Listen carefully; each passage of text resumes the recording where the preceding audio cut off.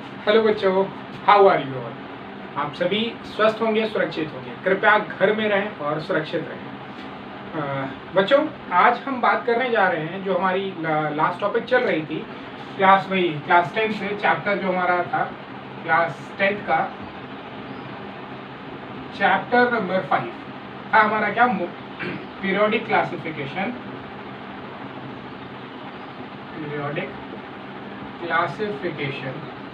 Of बच्चों। इसमें अभी तक हमने जो देखा हुआ है, जो पढ़ा हुआ है, इसमें हम लोगों ने देखा कि व्हाट इज क्लासिफिकेशन। पहले जाना था कि क्या क्लासिफिकेशन होता है, why do we need classification, हमें क्लासिफिकेशन की ज़रूरत क्यों पड़ती है। फिर हमने देखा कि कैसे कैसे बहुत सारे साइंटिस्ट ने अपने अपने अटेम्प्ट्स लगाए टुवर्ड्स द क्लासिफिकेशन। लाइक हमने पढ़ा डोबेराइनर्स का क्लासिफिकेशन पढ़ा, फिर न्यूलैंड के द्वारा दिया गया था।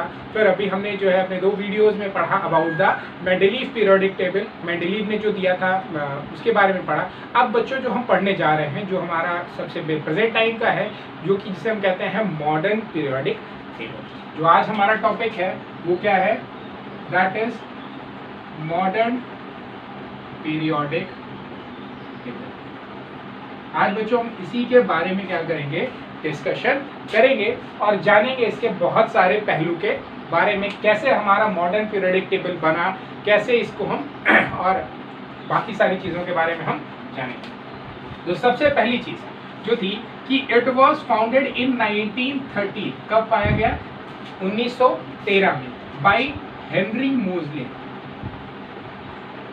याद रखिएगा बेटा, ये क्वेश्चन आता है 1 मार्क में, पूछ लेता है कि हु फॉर्म, जिसने बनाया था, who form the modern periodic table.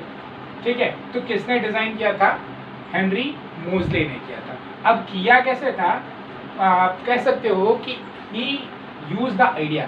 इन्होंने बहुत सारे आइडियाज जो लिए थे वो मेंडेलीव से ही लिए हुए थे, मेंडेलीव की ही ऑलमोस्ट चीज़ों को ही लिया था और उसी को मॉडिफाई किया था।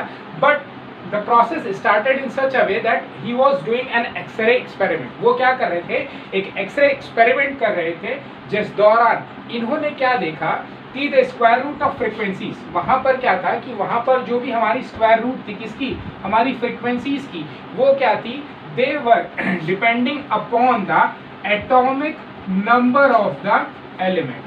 किसी भी एलिमेंट के किस पर डिपेंड कर रही थी, एटॉमिक नंबर पर डिपेंड कर रही थी। ठीक है, यही इनका जो है सबसे बड़ा खोज था, क्या कि हमारी जो फ्रिक्वेंसीज होती थी वो किस पर डिपेंड कर रही थी, एटॉमिक नंबर पर। इसी की मदद से इन्होंने क्या किया, इन्होंने बताया कि हमारी जो भी एलिमेंट की जो भी प्रॉपर्टीज होती हैं वो पीरियोडिक फंक्शन नहीं होती हैं किसका, एटॉमिक मास का, बल्कि वो किसका पीरियोडिक फंक्शन होती हैं, they all are the periodic function of the atomic. ठीक है ना, वो सभी के सभी क्या होते हैं, पीरियोडिक फंक्शन होते हैं किसके, हमारे एटॉमिक नंबर के, ना कि एटॉमिक मास के, जैसा पहले किसने बताया था, मेंडेलीव ने आपको बताया था, हमने पिछले चैप्टर में पढ़ा था। ठीक है ना, और बहुत सारे अब वहां पर उन्होंने बताया था, लेकिन याद होगा आपको कि उनकी एक ड्रॉबैक थी, वो क्या थे कि कॉज ऑफ पीरियोडिसिटी की। वहां पर उन्होंने बताया कि एटॉम की प्रॉपर्टीज में क्या हो रही थी, पीरियोडिसिटी यानी रेपिटेशन हो रहा था, बट वहां पर उसका कोई प्रॉपर एक्सप्लेनेशन भी नहीं दे पा रहे थे। और दूसरी चीज आपने देखा था कि वहां पर उन्होंने क्या किया था, बहुत सारे एलिमेंट के मासेस को आगे पीछे कर दिया था, जिस वजह से वो क्या हो गया था, उनका ड्रॉबैक हो गया था। तो वही मैंने बताया कि हेनरी मोजले ने क्या किया, एक एक्सरे एक्सपेरिमेंट कर रहे थे। ठीक है, एक्सरे एक्सपेरिमेंट किया, बहुत सारे डिफरेंट एलिमेंट के, डिफरेंट एलिमेंट्स के फॉइल के साथ। ठीक है, एलिमेंट्स फॉइल। ठीक है, और उसमें इन्होंने क्या पाया कि square root of the frequency, वहां से जो निकलने वाली फ्रीक्वेंसी होती है वो डिपेंड किस पर कर रही थी, atomic number of the element पर क्या कर रही थी, डिपेंड कर रही थी। ठीक है, और इनकी ये जो स्टडी थी, इन्होंने क्या पाया, मतलब यही कि ये जो है किस पर थी, एटॉमिक नंबर पर। और इसी स्टडी ने इनको ये कंक्लूड करने पे मजबूर किया कि जो हमारा एटॉमिक नंबर होता है, ठीक है, ये क्या है, this is the fundamental function. ये क्या है हमारा, ये फंडामेंटल प्रॉपर्टी है किसकी, हमारे किसी भी एलिमेंट की स्टडी में, ना कि एटॉमिक मास। जैसा पहले उनके हिसाब से क्या था, मेंडलीव के अकॉर्डिंग क्या था कि एटॉमिक मास की क्या है, बेसिक है, फंडामेंटल है, जिसके आधार पर बाकी सारी चीज़ों के बारे में स्टडी किया जाएगा।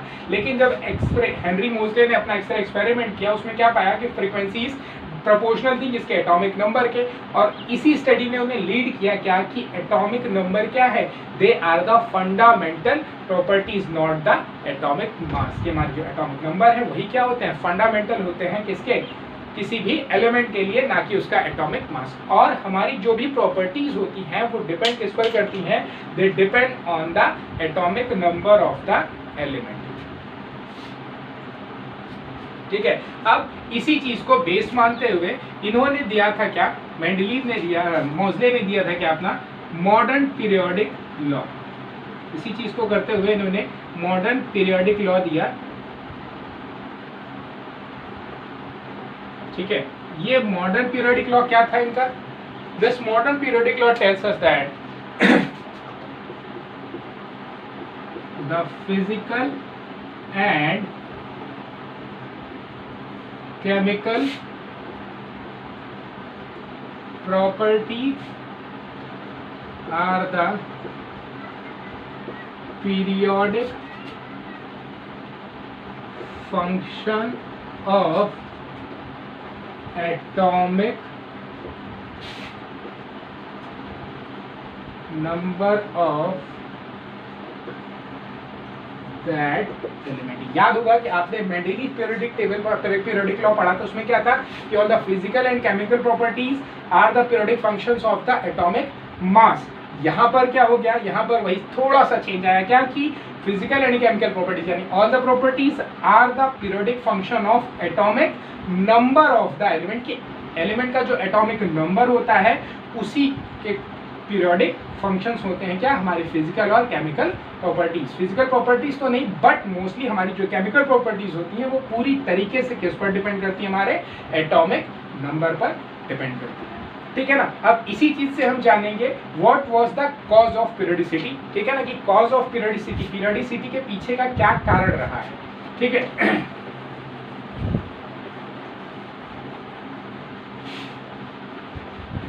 देखिए हम क्या बात कर रहे हैं, we are talking about cause of periodicity.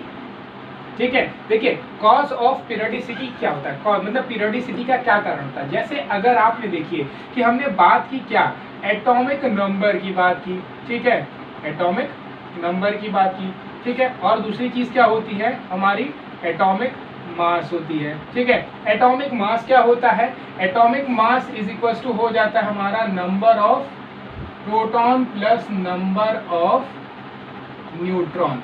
ठीक है, आप जानते हो कि ये जो होता है number of proton and neutron, यानी प्रोटॉन प्लस न्यूट्रॉन, ये कहाँ पर होते हैं, they are present in nucleus. ये कहाँ पर होते हैं, न्यूक्लियस होते हैं। अब ये बाइंडेड है, तो जब ये न्यूक्लियस हमारा बाइंडेड है तो इसके कारण कोई भी प्रॉपर्टी, यानी खास करके हम किसकी बात कर रहे हैं, मैंने जैसे आपको बताया था किसकी, केमिकल प्रॉपर्टी की। ठीक है, वो क्या होते हैं। ठीक है, अब इस पर किसी भी तरीके से डिपेंडेंस नहीं आएगा, तो चीजें डिपेंड किस पर करेंगी, they will depend on the atomic number. और एटॉमिक नंबर क्या होता है, सिंपली हमारा क्या होता है, जनरली याद क्या कहते हैं, नंबर ऑफ प्रोटॉन। ठीक है, नंबर ऑफ प्रोटॉन, या फिर क्या कहते हैं, नंबर ऑफ इलेक्ट्रॉन। और हम जानते हैं कि हमारा जो इलेक्ट्रॉन होता है वो फ्री टू मूव होता है, तो जो भी फ्रीक्वेंसीज बनती हैं एलिमेंट की या जो भी कैरेक्टरिस्टिक होती हैं वो किस पर डिपेंड करती हैं, number of electron in the outermost shell. ठीक है ना, तो यही होता है क्या कि हमारी जो केमिकल प्रॉपर्टीज होती हैं वो भी किस पर डिपेंड कर रही हैं, एटॉमिक नंबर पर। अब जैसा हमारा एटॉमिक नंबर होता है उसी हिसाब से हमारी जो केमिकल प्रॉपर्टीज होती हैं वो क्या होती हैं, दिखाई पड़ती हैं। ठीक है ना, समझ में आया। तो अब यहाँ से आप लोग कंक्लूड कर सकते हैं what is the cause of periodicity. अगर यहाँ से ध्यान दीजिए आप लोग, तो आप लोग ये बता सकते हैं कि what is the cause of periodicity. तो पीरियोडिसिटी क्या होता है आप बता सकते हैं। पीरियोडिसिटी हमने बताया क्या, सबसे पहले तो पीरियोडिसिटी होती क्या है, पीरियोडिसिटी क्या होती है, repetition of similar property of elements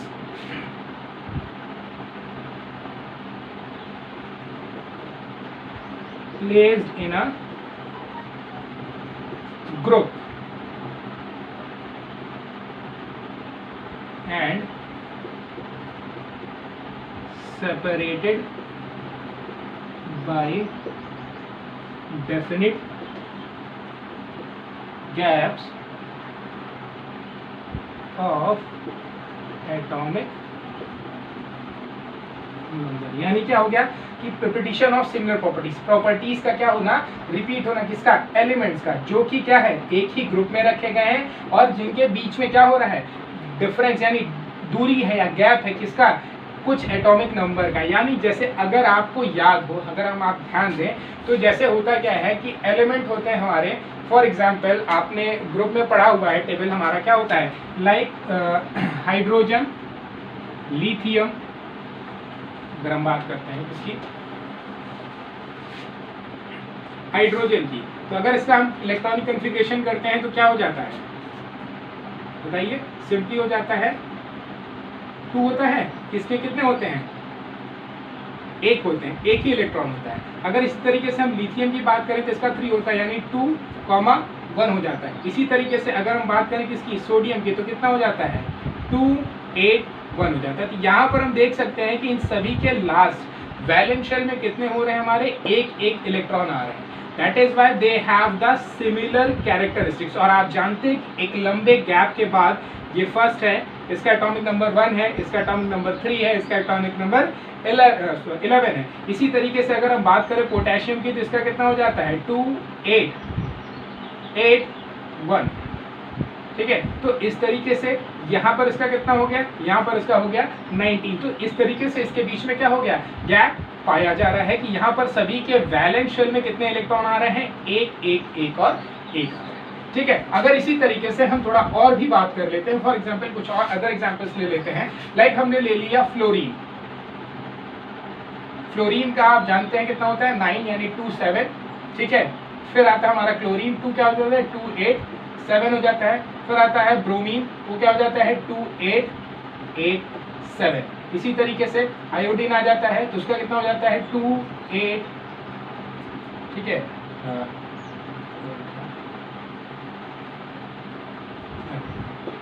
7, ठीक है। इस तरीके से हमारा क्या हो जाते हैं एलिमेंट्स का जो है, तो यहाँ पर लास्ट वैलेंस शेल में हमारे कितने आ रहे हैं, 7 एलिमेंट्स आ रहे हैं, ठीक है।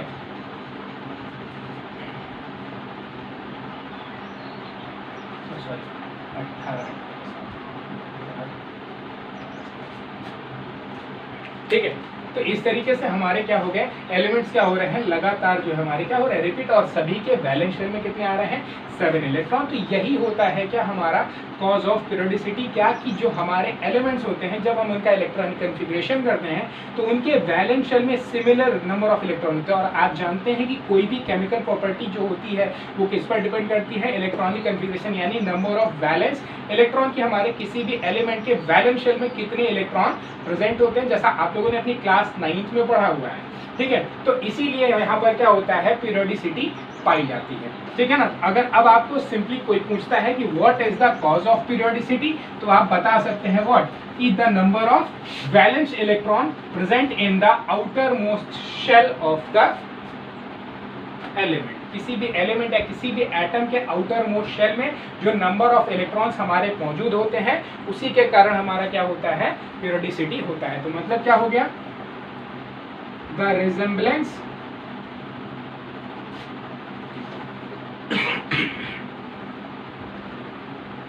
in the